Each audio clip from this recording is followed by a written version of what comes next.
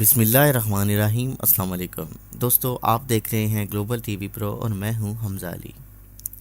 کی محمد سے وفا تو نے تو ہم تیرے ہیں، یہ جہاں چیز کیا لوح قلم بھی تیرے ہیں۔ 22 جون 1966 55 سالہ صبح پنجاب ضلع اٹک کے گاؤں لال خان کے ہاں پیدا ہونے والا یہ عاشق رسول، وہ ایک رکعت میں پورا قرآن سنا دینے والا، وہ آقا علیہ الصلوۃ والسلام و صحابہ کی شان بیان کرنے والا، وہ علم و حکمت کا پیکر، وہ رسول اللہ صلی اللہ علیہ وسلم کا نوکر، کبھی نرم گوشہ کبھی سخت الفاظ۔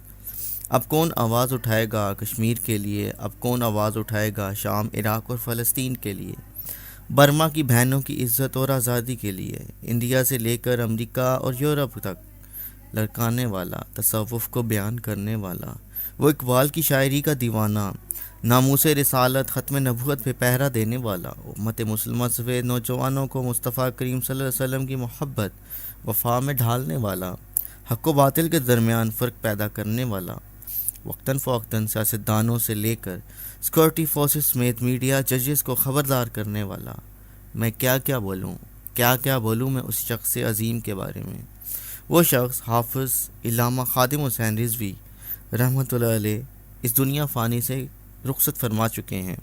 نہ کوئی سیاسی پوائنٹ سکورنگ، جب بھی کچھ کیا نامدار آقا صلی اللہ علیہ وسلم کی دفاع کے لیے کیا۔ اور کتنا خوش نصیب شخص ہے کہ اپنی زندگی کے آخری ایام بھی سرور کونین، شاد و جہاں، ختم النبیین، ختم مرسلین، نبی آخر الزماں حضرت محمد مصطفیٰ صلی اللہ علیہ وسلم کی حرمت و دفاع کرتے ہوئے اس دنیا فانی سے کوچ کر گیا۔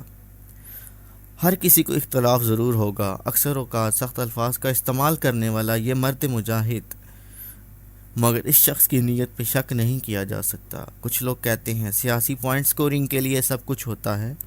ایک دفعہ بابا جی نے فرمایا تھا، صرف حکومت وقت اجازت دے کشمیر کی آزادی کے لیے پاک فور مجاہدین کے ساتھ میں بھی شامل ہوں گا اور سب سے آگے میں ہوں گا۔ سب سے پہلے میں خود کو پیش کروں گا۔ کسی عالم یا سیاستدان نے آج تک ایسا کچھ کہا ہو؟ اصل معنوں میں ختم نبوت پہ پہرا دیا اور پہرا دینا بھی سکھایا۔ بتا گیا ہمیں اگر دل میں عشق رسول نہیں تو کچھ بھی نہیں۔ بولنے بیٹھوں تو شاید الفاظ ختم ہو جائیں، لکھنے بیٹھوں تو شاید الفاظ ختم ہونے کا نام نہ لیں۔ معذور شخص تھا مگر دفاع رسول صلی اللہ علیہ وسلم کے لیے معذوری کا بہانہ نہ بنایا۔ جب بھی کوئی آقا کی شان میں گستاخی یا سخت زبان کا استعمال کرتا تو منہ توڑ جواب دیتا۔ دفاع رسول صلی اللہ علیہ وسلم میں زندگی گزارنے والا یہ شخص ہم میں نہیں رہا اب۔ اللہ پاک اپنے پیارے حبیب صلی اللہ علیہ وسلم کے صدقے مرحوم کی مغفرت فرمائے اور ان کی قبر مبارک کو جنت کے باغوں میں سے باغ بنائے۔ مجھ پہ تحقیق کرے گی میرے بعد یہ دنیا، مجھ کو سمجھیں گے میرے بعد زمانے والے۔